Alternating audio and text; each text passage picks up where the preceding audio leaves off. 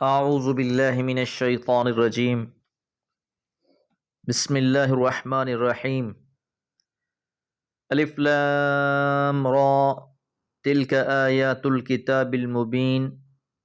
انا انزلناہ قرآنا عربیا لعلکم تعقلون نحن نقص علیک احسن القصص بما اوحینا الیک هذا القرآن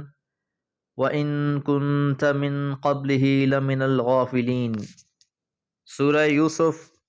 پہلی 3 آیات۔ یہ سورت مکہ میں نازل ہوئی،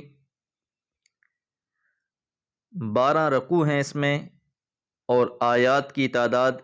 111 ہے۔ سورہ کو شروع کرنے سے پہلے چند اہم باتیں جان لیں کہ مکہ کی زندگی ہے جس میں حق اور باطل کے درمیان کشمکش برپا ہو چکی ہے، مسلمانوں پر سختی کے ایام ہیں، مختلف آزمائشوں سے دوچار ہیں۔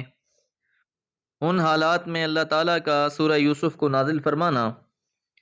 اس میں بہت اہم اسباق ہیں کہ بالآخر پیغمبر علیہ الصلوۃ والسلام اور ان پر ایمان لانے والوں کو بھی فتح اور کامیابی حاصل ہوگی، قریش کو ذلت نصیب ہوگی۔ اہل ایمان کے لیے اس میں بشارت اور خوشخبری ہے، اور کفار کو اس بات کی دعوت ہے کہ وہ غور و فکر کریں، تدبر اور تفکر سے کام لیں۔ ابتدائی وقت میں حضرت یوسف علیہ السلام پر بھی حالات سخت کر دیے گئے، مختلف تکلیفیں جھیلی انہوں نے، لیکن بالآخر اللہ تعالیٰ نے ان کو مصر کی بادشاہت نصیب فرمائی۔ تو اس میں بھی رسول اللہ صلی اللہ علیہ وسلم اور آپ کے اصحاب رضی اللہ تعالیٰ عنہم کو صبر، استقامت اور تقوی کی تلقین فرمائی گئی ہے کہ جس حق کو لے کر اٹھے ہو اس کا انجام بھی بالآخر کامیابی پر ہے۔ البتہ سنت الہی یہی ہے کہ حق کو غلبہ اور کامیابی کی منزل تک پہنچنے کے لیے آزمائش کے مختلف مرحلوں سے گزرنا پڑتا ہے۔ الف لام را حروف مقطعات ہیں۔ تلکا، یہ آیات الکتاب المبین، آیات ہیں الکتاب المبین، واضح کتاب کی۔ یاد رہے کہ کتاب مبین وہ کتاب ہے جو اپنے بیان اور استدلال میں بالکل واضح ہو، جس کی ہر بات ناقابل انکار دلائل سے مزین ہو، طمانینت بخشنے والا اور تمام الجھنوں کو دور کر دینے والا ہو۔ مطلب یہ ہے کہ اس کتاب کی صداقت کی گواہی کے لیے کسی خارجی معجزے یا نشانی کی ضرورت نہیں ہے، جیسا کہ منکرین مطالبہ کر رہے ہیں، بلکہ اس کی حقانیت، صداقت، سورج کی طرح روشن دلائل خود اس کے اندر ہی موجود ہیں، بشرطیہ لوگ کان کھول کر اس کو سنیں اور اس کے دلائل پر غور کریں۔ انا، یقیناً ہم نے،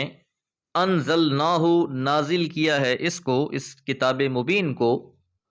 اس قرآن مجید کو، قرآن مجید کو، عربین، عربی میں۔ اب اس بات کا خاص طور پہ تذکرہ کہ قرآن مجید کو ہم نے عربی میں نازل کیا، خطاب اہل عرب سے عام ہے اور قریش سے خاص طور پر ہے کہ اللہ کا تم پر عظیم احسان ہوا کہ اللہ کی سب سے بڑی نعمت تمہاری عربی زبان میں نازل ہوئی، تاکہ تم اس کو سمجھو، اس کی قدر کرو اور اس کو دوسروں تک پہنچاؤ اور ان کو سمجھاؤ۔ یہ کتاب مبین میں ایک اور پہلو بھی ہے کہ اس میں قریش کے لیے دھمکی بھی ہے کہ اگر تم اس نعمت کی قدر نہیں کرو گے تو بہت بڑے بدقسمت ٹھہرو گے۔ اس لیے فرمایا لعلکم، تاکہ تم لوگ تعقلون، سمجھو، عقل رکھو۔ نحن، ہم، نقص علیک، بیان کرتے ہیں آپ پر، احسن القصص، بہترین سرگزشت، بہترین قصہ، بما اوحینا، جو ہم نے وحی کیا ہے، الیک، آپ کی طرف، ھذا القرآن، اس قرآن مجید میں۔ احسن القصص قصہ اور سرگزشت کے معنی میں ہے۔ اس کو احسن القصص کیوں کہا گیا؟ اس کی بہت سی وجوہات ہیں۔ ایک تو یہ کہ یہ جو واقعات بیان ہو رہے ہیں وہ گزشتہ ہیں، لیکن ان سے حال اور مستقبل کو سمجھنے میں بڑی آسانی ہو رہی ہے، خاص طور پر حضرت یوسف علیہ السلام اور ان کے بھائیوں کی یہ سرگزشت تو گویا ایک آئینہ ہے جس میں حضور صلی اللہ علیہ وسلم کو پہلے وہ تمام حالات دکھا دیے گئے جو آپ کی قوم کے ہاتھوں آپ کو پیش آنے تھے۔ مثال کے طور پر دارالندوہ میں حضرت صلی اللہ علیہ وسلم کی قتل کے مشورے اور اس شر سے حضور صلی اللہ علیہ وسلم کا محفوظ رہنا، غار ثور میں حضور صلی اللہ علیہ وسلم کا پناہ لینا اور پھر مدینہ کو ہجرت کرنا، مدینہ پہنچ کر آہستہ آہستہ آپ کو وہ وقار اور اقتدار حاصل ہوا کہ چشم فلک نے اس کی نظیر نہیں دیکھی۔ آپ کی قوم کے با ایمان لوگوں کا مدینہ کو ہجرت کرنا، وہاں ایک طاقتور حکومت کا قیام، اس حکومت کے عروج اور اہل مکہ کا اس کی اطاعت میں داخل ہونا، فتح مکہ کے موقع پر حضرت صلی اللہ علیہ وسلم کا اپنی قوم کے لوگوں سے یہ سوال کرنا کہ بتاؤ میں تمہارے ساتھ کیا معاملہ کرنے والا ہوں، اور وہ بولے کہ آپ شریف بھائی ہیں اور شریف بھائی کے بیٹے ہیں۔ ان کے اس جواب پر آپ نے وہی بات فرمائی کہ میں تم سے وہی بات کہتا ہوں جو میرے بھائی یوسف علیہ السلام نے اپنے بھائیوں سے کہی تھی،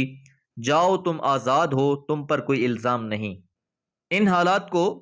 پیش نظر رکھتے ہوئے سورہ یوسف کو پڑھا جائے گا تو بات مزید واضح ہو جائے گی۔ اس لیے فرمایا احسن القصص بما اوحینا الیک، جو ہم نے آپ کی طرف وحی کیا، هذا القرآن، اس قرآن میں، وَإِن كُنْتَ، اگرچہ تھے آپ، من قبل ہی، اس سے قبل، لَمِنَ الْغَافِلِينَ، بے شک تم اس سے آشنا نہ تھے۔ آپ صلی اللہ علیہ وسلم کو خطاب کر کے فرمایا جا رہا ہے کہ ہم تمہیں ایک بہترین سرگزشت سنا رہے ہیں، اور یہ قصہ قرآن مجید کی بے شمار برکتوں میں سے ایک برکت ہے جو ہم آپ کی طرف وحی کر رہے ہیں، اس سے پہلے آپ اس سے آشنا نہیں تھے۔ اس میں رسالت کی دلیل موجود ہے کہ رسول اللہ صلی اللہ علیہ وسلم امی تھے، آپ نہ تو اس سرگزشت سے واقف تھے، نہ آپ کے پاس اس سے واقف ہونے کا ذریعہ تھا۔ یہ قرآن کا فیض تھا کہ آپ اس سے واقف ہوئے، اور اس کی صحت اور صداقت ایسی ہے کہ اس سے اہل کتاب بھی واقف نہ تھے۔ تو اس پہلو سے یہ آپ صلی اللہ علیہ وسلم کی قوم کے لیے بھی آپ کی رسالت کی ایک دلیل تھی، اور اہل کتاب کے لیے بھی کہ اگر آپ صلی اللہ علیہ وسلم وحی الہی سے مشرف نہیں ہیں تو یہ باتیں کس طرح سچ اور صداقت کے ساتھ بیان کر دی گئی ہیں۔ یہاں یہ بات ملحوظ رہے کہ تورات اور تالمود میں بھی